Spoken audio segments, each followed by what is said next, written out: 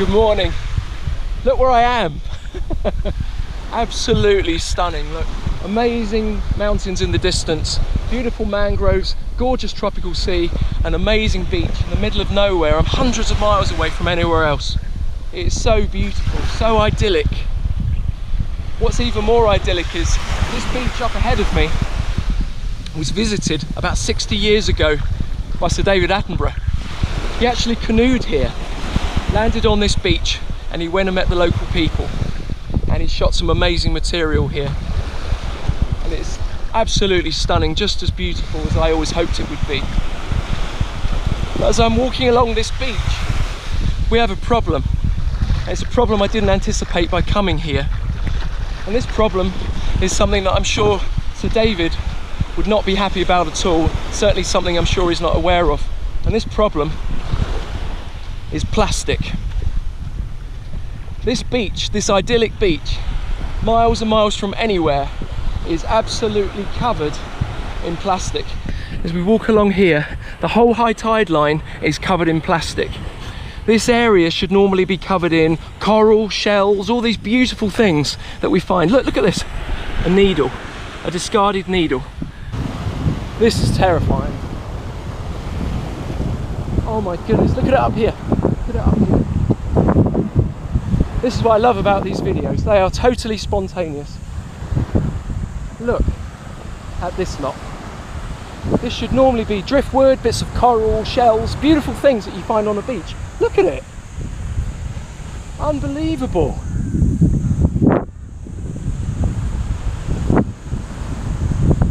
And that's the problem with plastic. We've created this incredible product. This product is brilliant. You know, it's revolutionized the way humans are. You know, it's transformed our lives because it's everywhere. We use it to preserve things, wrap around things, it keeps microbes out, keeps things dry, keeps things wet. It's brilliant at sealing things, which is an excellent thing. It's everywhere in our lives, isn't it, really? Every television, every computer, so many things now have got plastic components. It has transformed our lives, and quite simply, we humans, we can't do without it. But the problem, of course, with plastic is, because it's so good at its job at preserving things, it doesn't deteriorate. It takes hundreds of years to break down. And the problem as well is it just doesn't break down in a way like an organic thing would break down, such as a piece of wood or some food or an animal or something. They break down into their components and they disappear, and they get re-ingested by the food cycle.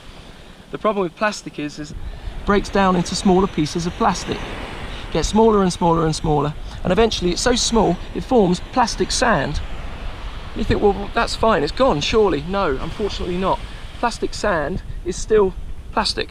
Molecularly, on the chemical level, it's still plastic. And all the filter feeders, for example, if I look down here, see these tiny, tiny holes? These are formed by worms, which are filter feeders. See these tiny, weeny pieces of plastic, look. So it gradually breaks down, but it actually just breaks into smaller pieces. And gradually, it becomes these tiny, tiny, tiny, tiny pieces that eventually become part of the sand. And then, of course, the filter feeders that live in the sand and the animals that live in the sand, they start ingesting them. It starts becoming part of their bodies. It gets stuck in their intestines because, of course, it's not digestible. Animals can't digest plastic.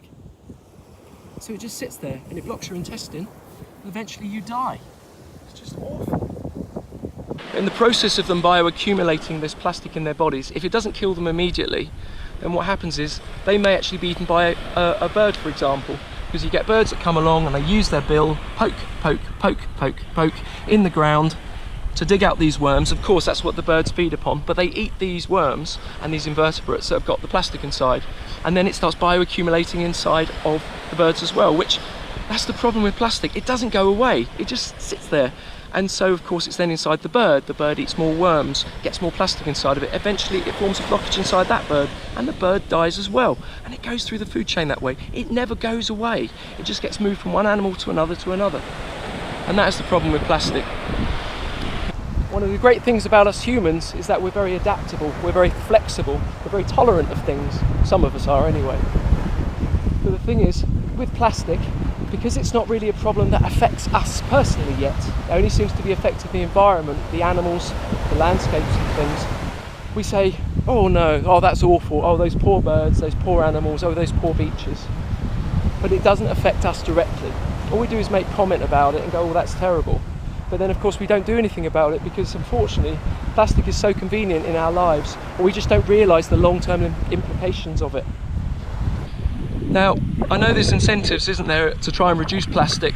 The obvious one, of course, is straws. People have talked about getting rid of plastic straws, and that's a great start. But if I look around this beach right now, in all this little lot here, there's not a single straw amongst it. It's everywhere. There is plastic everywhere. Because we love it. We humans, we adore plastic because it's so useful. Of course we're going to love it. It does so many useful things for us. But it doesn't mean to say it's any good for us, and ultimately in the long term, as we're seeing in the environment, what goes around comes around. It's affecting animals already from the microscopic level all the way up to big animals through bioaccumulation. We are an animal as well, and sooner or later it's going to start affecting us. We just don't know how, but it will. Because look, as you can see, as I sit on this tropical island by myself, there's no one else here. There is thousands of pieces of plastic. And eventually, if they're here, they're going to be everywhere, and they're going to get into our soil, into our food, into everything. And how's that going to make us feel? How's it going to affect us? How's it going to affect my children, your children, our families, our subsequent generations? And one day they look back and they think, my goodness me, everyone saw this is happening, but nothing got done. It's because we don't know what to do. I certainly don't know what to do. I'm just absolutely shocked to be here right now and to see this. Before we know it, are we, unfortunately, going to be killed by our own product? Look at this lot. Unbelievable. Just think, this lot, on a microscopic scale, will one day be inside your intestine, and your children's intestine, your great-grandchildren's intestine. You just don't know. That's the problem. We don't know. And that's why we almost have to act now. Because just look, the world is getting covered in plastic. And this one day is going to come around and affect every single person. Me, you, your parents, your children, your grandchildren, everyone around you is going to be affected. And by then we're going to say, it's too late now. Why didn't we do something about it before? Why didn't we act? Why didn't we take the hint? We've got to do something.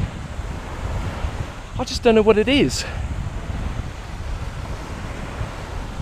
Just need some help. We just need to do something, because it's only going to get worse, isn't it? Because the plastic's here, it's all around us. What are we going to do?